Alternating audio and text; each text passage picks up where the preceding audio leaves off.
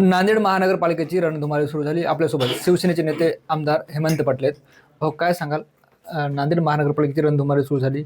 शिवसेना आणि भाजपाची जी आहे ते युती संदर्भात चर्चा सुरू आहे. मागच्या 2 दिवसापासून शिवसेनेचे दोन्ही आमदार आणि तिन्ही जिल्हा प्रमुख हे भाजपच्या नेत्यांबरोबर बसत आहेत. शिवसेनेने किमान 50-50% जागा द्याव्यात असा फॉर्म्युला ठेवलेला आहे, परंतु नांदेड उत्तर दक्षिणमध्ये मिळून 6 जागा देऊ अशा पद्धतीचा प्रस्ताव DP सावंत साहेब आणि त्यांच्या सहकाऱ्यांनी दिलेला आहे. याच्यावरून असं दिसतं की त्यांना युती करायची नाही आहे. कारण शिवसेनेचे आपल्याला माहिती आहे की मी जिल्हा प्रमुख असताना 21 नगरसेवक इथे नांदेड वाघाळा महानगरपालिकेमध्ये होते. आज दोन्ही आमदार शिवसेनेचे आहेत. गल्ली गल्लीमध्ये शिवसेनेची ताकद आहे. किमान 50-50% जागा दिल्या तर सन्मानजनक युती होऊ शकते. कारण ही निवडणूक कार्यकर्त्यांची आहे. हिंदुत्ववादी विचाराच्या मतांचं विभाजन होऊ नये यासाठी आम्ही त्यांना सन्मानजनक प्रस्ताव दिलेला आहे. परंतु समोरून अपमानास्पद अशा पद्धतीची वागणूक आणि प्रस्ताव येत आहेत, तेव्हा त्यांनी 50-50% जागा दिल्या ठीक आहे. नाही तर शिवसेना स्वबळावर लढेल. राष्ट्रवादी काँग्रेस पक्षाच्या वतीनं त्यांचे स्थानिक नेते माननीय माजी आमदार ओमप्रकाश पोखरणा साहेब त्यांनी तसं लेखी पत्रही दिलं आहे. काल चिखलीकर साहेबांशी माझी चर्चाही झालेली आहे.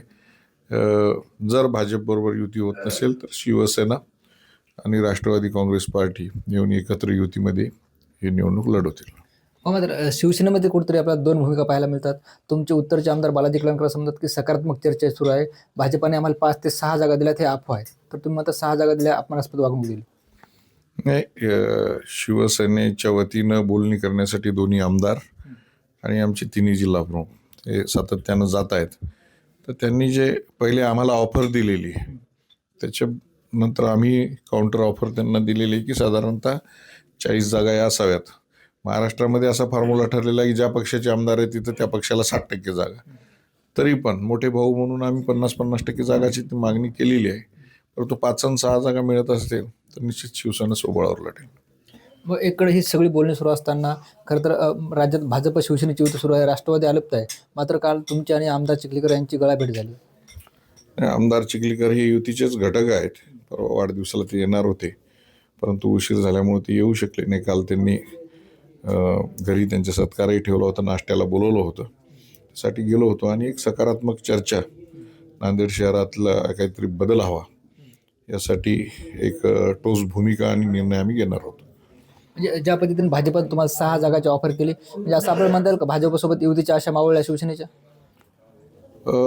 फक्त 6 जागा देत असतील तर निश्चित शिवसेना काही 6 जागा घेऊन युती करणार नाही. कार्यकर्त्यांचं, हजारो कार्यकर्त्यांचं जाळ आहे आणि 81 पैकी 6 जागा म्हणजे जवळपास 10 ते 15% जर जागा देत असतील तर मला वाटत नाही युती होईल. पण भाऊ, अशोकराव चव्हाण सुद्धा शिवसेनेसोबत युती करण्यासाठी सकारात्मक आहेत. ते असं म्हणतात की ज्या ठिकाणी उमेदवार निवडून येईल त्याला आम्ही प्राधान्य देतोय. म्हणजे तुमचे फक्त 6 उमेदवार निवडून येतात असा त्यांचा अर्थ होतो का? नाही, माझ्या पक्षातले कोण निवडून येणार आहे आणि काय नाही हे ठरवणार ते कोण? सकारात्मक तर मी पण आहे ना. परंतु मी जर म्हटलं की तुमचे भाजपचे 2च माणसं निवडून येणार आहेत तर चालेल का? कुठल्याही पक्षाला अंडर एस्टिमेट करण्याचं काही कारण नाही. ज्या त्या पक्षाचे कोण उमेदवार निवडून येणार आहेत काय, आमचा पण सर्वे झाला आहे. आमच्या पण सर्वेमध्ये आमचे 80% लोक निवडून येतील असा आमचा सर्वे आहे. तर या सर्वेंना खूप काही होत नसतं, कारण निवडणुकीच्या दिवसांमधले शेवटच्या दिवसापर्यंतचे समीकरणं वेगळ्या पद्धतीचे असतात. त्यांना फक्त युती करायची आहे असं बोलतात. बाकी याच्या पाठीमागं मोठं नांदेड वाघाळा शहरातलं राजकारण, अर्थकारण, इथं चालत असलेली रस्त्यांवरची परत रस्त्यांची टॉपिंग, चांगले वर्कशॉपपासून तर ITपर्यंत असलेले पोल बघा, आता पोल बदलले जात आहेत. जनता मार्केट असेल, कला मंदिर असेल, महात्मा फुले मार्केट असेल किंवा बिंदू माधव मंगल कार्यालय, जुना मोंढा, तरोडेकर मार्केट, ह्या सार्वजनिक हिताच्या जागा आतापर्यंत बिल्डरच्या घशात घातलेल्या आहेत. अजून उरल्या घालायच्या आहेत. ही बिल्डर लॉबी मोठ्या प्रमाणामध्ये पैसा या निवडणुकांसाठी वापरत आलेली आहे. प्रत्येक निवडणुकीमध्ये हे पैसे पुरवतात आणि ते पैशातून सत्ता आणि सत्यातून पैसा हे जे समीकरण आहे, त्यामुळं मला वाटत नाही की या शहरामध्ये युती होईलच. नगरपालिका निवडणुकीत अपवाद वगळले तर भाजपसोबत तुमचं फारसं जमलं नाही. अनेकदा तुम्ही जे ते अशोकराव चव्हाण यांच्यावर किंवा भाजपावर टीका केली. मग तो अनुभव आता ताजा असताना महानगरपालिकेला अशा युतीची अपेक्षा करताय. परत तुम्ही आरोपी करताय की बिवड तत्वावर जागा दिल्यात, बिल्डरांच्या गळ्यात घातल्या. परत त्यांच्यासोबत बसण्याची तुमची इच्छा होती. नाही, अशोक चव्हाण म्हणजे भाजप नाही. ते नव्याने या पक्षात आलेले आहेत. आम्ही गेल्या 40 वर्षापासून चैतन्य बापू देशमुख असतील, प्रवीणजी साले असतील किंवा संजय कोडगे असतील, डी.व्ही. पाटील होते, धनाजीराव देशमुख होते. तर ही सगळी मंडळी गेल्या 40 वर्षापासून आम्ही हातात हात घालून इथं हिंदुत्ववादी विचारांची संघटना आम्ही वाढवत होतो. लोकसभेमध्ये आम्ही त्यांचं काम केलं, विधानसभेमध्ये त्यांनी आमचं काम केलेलं आहे. परंतु नव्याने जे काही समीकरण झालेलं आहे, तर ही जी आजची जी नांदेड शहराची भाजप झाली, ही काँग्रेसमय भाजप झाली. तर अशोक चव्हाणांनी येताना सगळे 80% काँग्रेसमधले पदाधिकारी भाजपमध्ये आणलेले आहेत. आज चैतन्य बापू देशमुखांसारख्या त्याच्या घराण्याच्या 3 पिढ्या संघ काम करत आहेत. त्यांना जर इंटरव्ह्यूसाठी माजी आमदार डी.पी. सावंत साहेब आणि अमर राजूरकर यांच्या जर पुढे बसावं लागत असेल, तर संघाच्या कार्यकर्त्यांनी किंवा भाजपच्या कार्यकर्त्यांनी जे खस्ता खाल्ल्या, केसेस घेतल्या, तर यांनी पक्षासाठी इतके वर्ष जे काम केलेलं आहे त्याची शोकांतिका म्हणावं लागेल. तुम्ही शिवसेनेचे नेते आहेत. मित्र पक्षातल्या कोणत्याही नेत्याची भेट घेण्याचा अधिकार आहे किंवा महाविकास आघाडीतले आहे. मात्र ज्या पद्धतीनं तुम्ही असाल, आमदार परतराव पाटील चिखलीकर असतात, तुमचं आणि अशोकराव चव्हाणचं फारसं जमलं नाही. राजकीय विरोधक म्हणून तुम्हाला या वर्तुळात पाहिलं जातं. फक्त अशोकराव चव्हाण यांना थांबवण्यासाठी तुमची भेट होती. नाही, बघा, आमचं काही अशोक चव्हाणांशी धुऱ्याला धुरा लागून नाही किंवा वैयक्तिक वैर नाही किंवा मी वैयक्तिक टीकाही त्यांच्यावर कुठली केलेली नाही.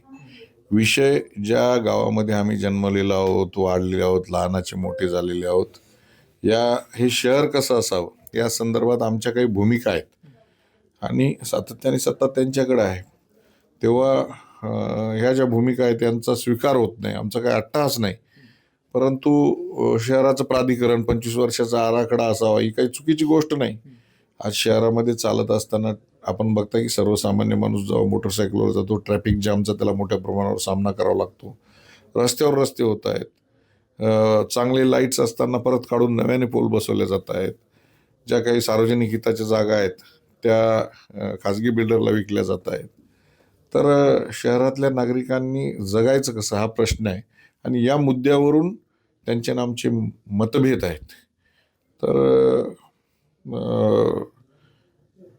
निश्चित हे सर्व विषय घेऊन जनतेमध्ये आम्ही या निवडणुकीमध्ये उतरू. तुमच्या आणि भाजपाची युतीची चर्चा होती. त्यात एक विसंगती पाहायला मिळते. तुमचं असं म्हणणं आहे सत्ताधारी आमदार आमचे 60 ते 40% जागा द्याव्यात. तर भाजपाचं म्हणणं असं आहे की जेव्हा अशोकराव चव्हाण काँग्रेसमध्ये होते तेव्हा महानगरपालिकेवर काँग्रेसचं प्राबल्य होतं. 70च्या वर नगरसेवक होते. तो फॉर्म्युला त्यांनी गृहीत धरला आहे. तेव्हा तुमचा एक नगरसेवक होता. नाही, आपल्याला माहीत असेल की मी जिल्हा प्रमुख होतो तेव्हा 21 नगरसेवक शिवसेनेचे होते. आज दोन्ही आमदार शिवसेनेचे आहेत. तर त्या 70च्या 70 नगरसेवक अशोक चव्हाणांबरोबर गेले का? आजही दलित वस्त्यांमधले राखीव प्रभाग आहेत तिथले नगरसेवक असतील किंवा मुस्लिम प्रभाग आहेत तिथले अनेक सत्तारबाई असतील किंवा मसूदभाई असतील, ही सगळी मंडळी अजूनही काँग्रेसमध्येच आहे. तर त्यावेळेसची काँग्रेसची परिस्थिती वेगळी होती. आज जरी भाजप काँग्रेसमय झाली असली तरी अर्धे नगरसेवक अजून काँग्रेसमध्येच आहेत.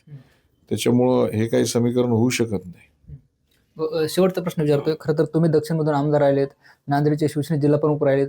आता नांदेड महापालिकेच्या प्रभाव क्षेत्रात जे आहे ते दोन्ही आमदार तुमचे आहेत. असं सगळं असताना तुम्ही भाजपसोबत युती करण्यासाठी अट्टहास का करता जर ते 6 जागा देत असेल तर? याच्यामध्ये हिंदुत्ववादी मतांचं विभाजन होऊ नये ही आमची भूमिका आहे आणि ही कार्यकर्त्यांची निवडणूक आहे. आमदार खासदारांच्या निवडणुका झाल्या, ते निवडून आले, ते सत्तेत बसले, सगळं झालं. कार्यकर्ते आता निवडणुकीला सामोरं जाणार आहे. त्यांच्या मतामध्ये जर विभाजन झालं, 100-200 मतांनी कार्यकर्ता म्हणून येतो, पडतो आणि अशा वेळेस एका विचारांच्या मताचं विभाजन झालं आणि कार्यकर्ता पडला तर तो आयुष्यभर उठू शकत नाही. म्हणून माझा अट्टहास आहे की हिंदुत्ववादी आपले विचारसरणी आपण जर एकत्र आलो तर निश्चित कार्यकर्त्यांना न्याय मिळेल. जास्तीत जास्त कार्यकर्ते निवडून येतील. 4-2 जागा कमी त्यांनी घ्याव्यात, 4-2 आम्ही कमी घ्याव्यात.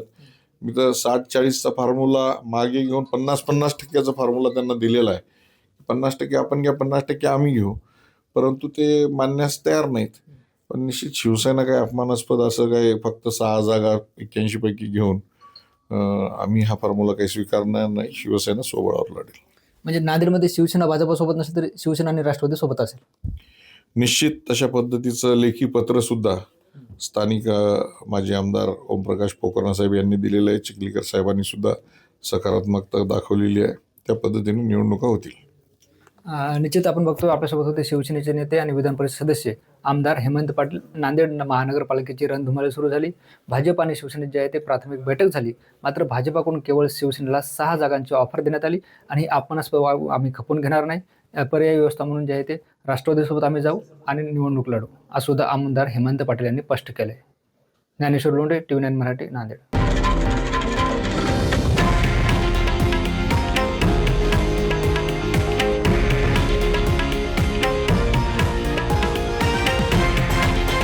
हे आहे देशातील नंबर 1 न्यूज नेटवर्क आणि आपण पाहत आहात TV9 मराठी, एकमेव.